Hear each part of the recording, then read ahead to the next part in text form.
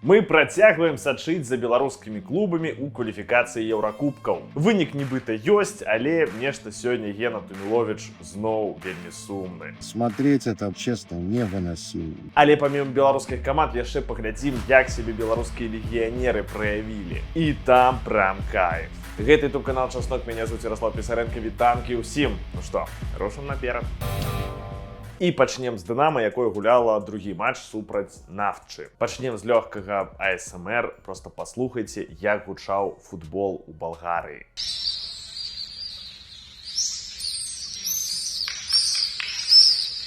Вельмі вайбова, не? Такі пастаральны футбол. Ласточки орут как ненормальные и мелькают перед камерами, аж раздражает слегка. Але давайте до футбола. Падчас першай гульні ў інтэрнэтах жартавалі, што Нафчы на перадсезонцы кальян курылі. У першым тайме другога матча падавалася, што кальян перадалі ўжо дынамаўцам. Бо пачатак матча быў вельмі цяжкім. Зноў-такі так выглядала статыстыка, ну вы тут самі все разумееце. Але самае галоўнае, вось так выглядаў прапушчаны мяч. Не ведаю, што тут можна дадаць. Ну, снова-таки, сами все разумеете. Ну что, резюмируем первый тайм. Динамо Минск Нефчи. Я не знаю, почему вы против мата, но пока это полный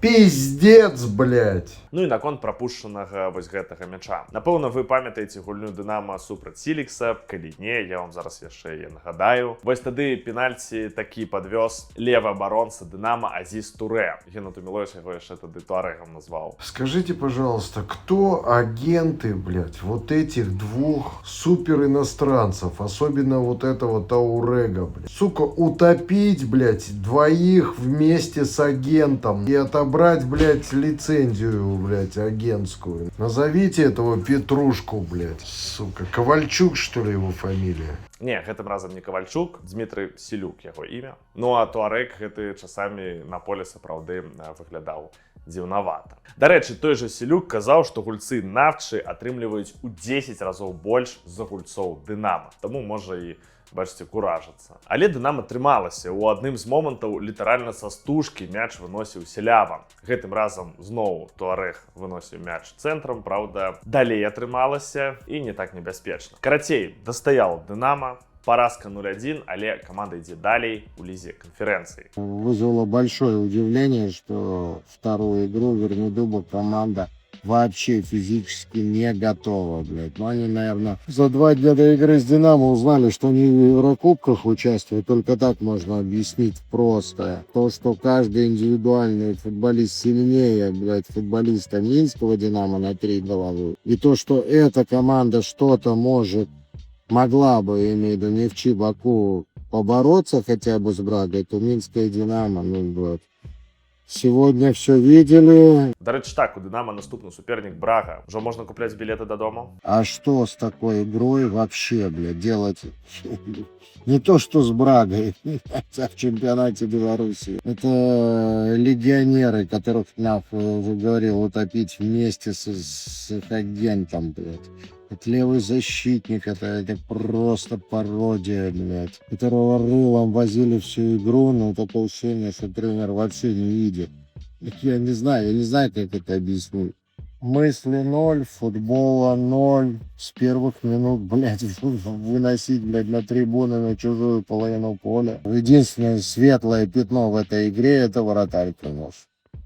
Без вопросов. В нужный момент 2 раза выручил. Ожиданий от Минска, блядь, от Динамо никаких вообще уже. Далей давайте Батэ. Падавалася, просто ўсе заўзелі за гэтую каманду. Больш за тое ўсе афігівалі, што барысаўчане ўвогуле здолелі так далёка апынуцца і пасля першай гульні супраць Сіёна быць яшчэ пры справах. Як сказаў Віталь Рагошкін, шансы роўныя. Але гэтым разам казкі ўжо не атрымалася. Ужо ў першым тайме аформілі гульцы Сіёна 2 даволі падобных гола. Вось тут левым флангам на цэнтр, ну і пасля амаль такі ж самы гол, толькі ўжо правым флангам, таксама ў цэнтр. Дарэчы, яшчэ ў мінулым выпуску, на мінулым тыдні, казаў Туміловіч, што менавіта тут, у цэнтральнай зоне, былі праблемы ў Батэ. Пропущенный гол, но недоразумение больше.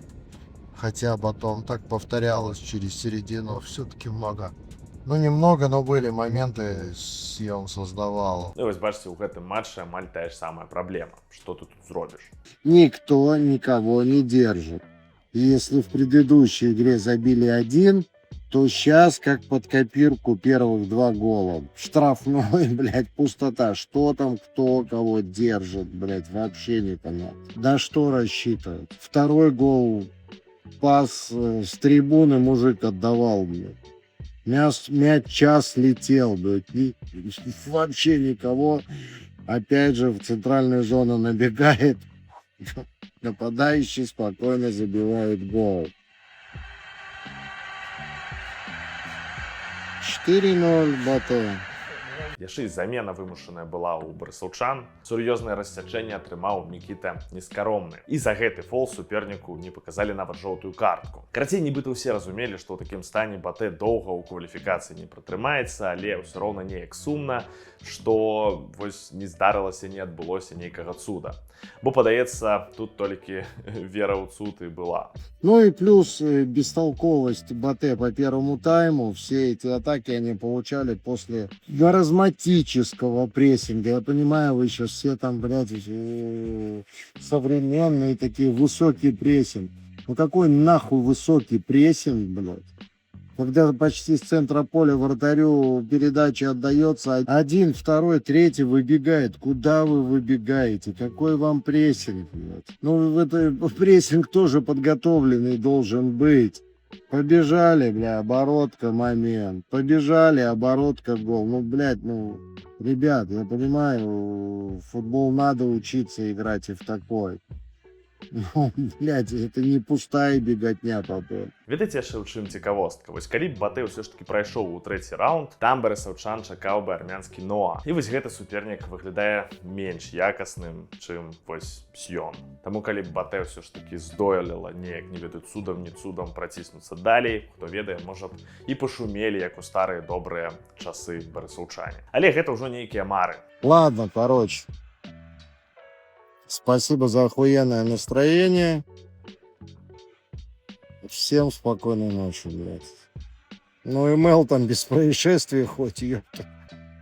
І ў іх сапраўды ўсё спакойна, яны праходзяць у наступны раунд, 2-1 перамога. Хаця гэты матч Гена ўжо не так уважліва глядзеў, стаміўся чалавек. Нашы агляды футбольныя тут ужо нібыта усталі пад пытанне. Наверное, да, тема белорусского футбола в наших с тобой выпусках будет закончена, блядь, в следующей стадии Еврокубков. При любом раскладе, потому что смотреть это, блядь, извините, честно, невыносимо, блядь. Просто невыносимо. Не смотрел 100 лет футбол, как говорится, и нехуй начинать. Динамо молодцы, прошли дальше, мои поздравления. Но... Што думаеце? Напішыце ў каментах, ці варта Гені працягваць глядзець беларускі футбол. Можа, разам мы знойдзем для яго нейкую матывацыю. Падтрымайце чалавека, ён ж для вас стараецца. А те, кто говорит, что много я ругаюсь матом, а вы, сука, сядьте и посмотрите вот это, то, что я смотрю, блядь. Уже 4-ю неделю. Если после этого ваш лексикон не изменится, блядь, можете мне плюнуть в рожу. Але давайте я вам яшчэ крыху добрых навінаў падкіну, бо вельмі крута праявілі сябе беларускія легіянеры. 3 моманты. Спачатку Жальгірыс Юрыя Кендыша. 7-2 гэтая каманда перамагла Дынама з Тбілісі, і першы матч Жальгірыс саступіў 3-0, калі што. У каментах, дарэчы, адразу пачалася канспіралогія. Почти как Динамо Зенит. Много вопросов. На договорняк похоже. Ну и вот тут вельмі крутыя кадры, як капітан Жальгірыса, беларус Юрый Кендыш дзякаваў фанацкай трыбуне.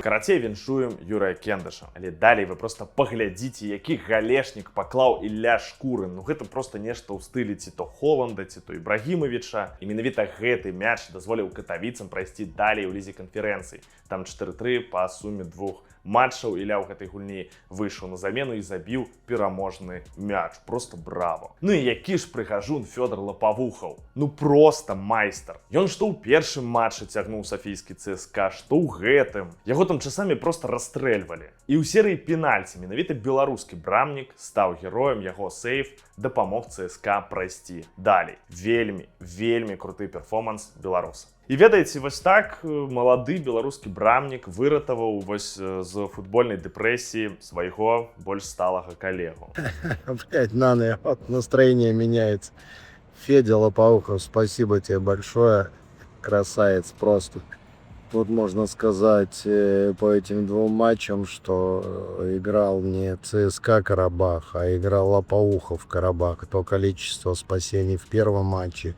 Сейчас это просто шедевр. Молодец, Федя. Просто красавец. И не забываем, Карабах играл все-таки в основной сетке Лиги Чемпионов. Группе, сетки, поймешь. Но сам факт. А ЦСКА довольно-таки средненький клубик. Но там есть супер вратарь, блядь, который вытащил за уши вяленькую командёху. Еще раз, артист. Дарэчы, конечно, цікава. Мы ўсё чакалі пераход у топ-чэмпіянат ад Федзі. Вось ён вырашыў застацца ў сафійскім ЦСКА. І вось зараз мы бачым, як гэты брамнік адпрацоўвае. Ну, просто респект. Поверь, он дождется того момента, когда за ним приедут, ему привезут и его увезут. За него не переживайте, там с головой все в порядке. Но то, какие данные, какой талант, тут даже не обсуждается. Ну, давайте тады на такой пазітыўнай ноце ўжо будзем расходзіцца. Дзякуй за прагляд, каментары, лайкі і падпіскі, гэта нам вельмі ўсё дапамагае. Будзем чакаць добрых навін. Пакуль.